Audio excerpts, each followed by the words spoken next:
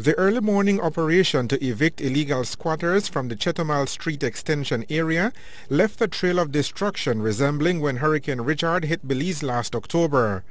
Mangled zinc roofing, broken down lumber that once formed walls and partitions are mute testimony of the handiwork of the paid government agents who executed the orders without mercy. He will build shelters for other people. He will take it from people to give it to other people. Maybe that's what he's trying to do. I am just upset. Very, very upset. This government, very, very stupid. The evictions began at first light today and caught most, if not all, of the residents by surprise. That is why Martha Carillas and other residents of this area were not in a good mood this morning. The story of this family in the house behind me is particularly heartbreaking this morning. As I am told, 3 young children and their single mother were asleep when the police came knocking at 5 o'clock this morning. They were given just a short time to evacuate the house, and when they hesitated, the cops began to throw their things out in the yard. Rosaria Molina is one of the homeowners who was mercilessly thrown out of her house this morning.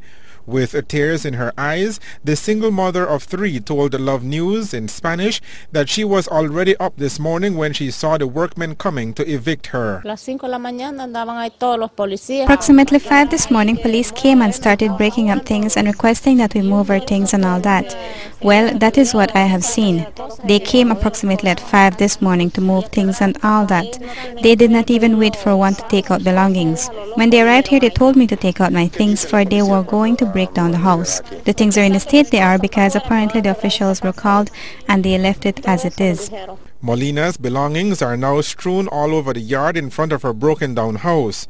She, along with other affected residents, are none too pleased with the way in which they were unceremoniously thrown out of their homes this morning. And just in the shadows of Rosario's house, there is this one that was also destroyed this morning. The owners here calls it simply a sin. Martin Pena says he spent just under $10,000 preparing the land and then erecting his house. And with a few swings of the crowbars, it all came tumbling down.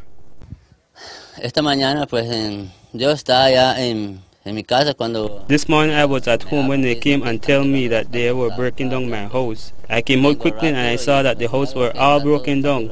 I do not know what is happening because they had said that they were going to give us more time. They say that they were going to find another place so that we could move our house there. We had until tomorrow Thursday and the time has not even come as yet, and they came and broke down the house. For Rosita Lalwani, the destruction of her house turned her dream into a nightmare this morning. Well, as I came this morning to check my house, I just saw it, all of them down, totally destroyed.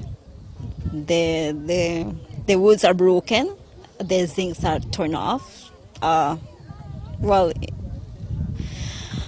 it really broke my heart because I just get a loan, and I was hoping that this month only I'm going to live in my own place without paying rent after 12 years of renting.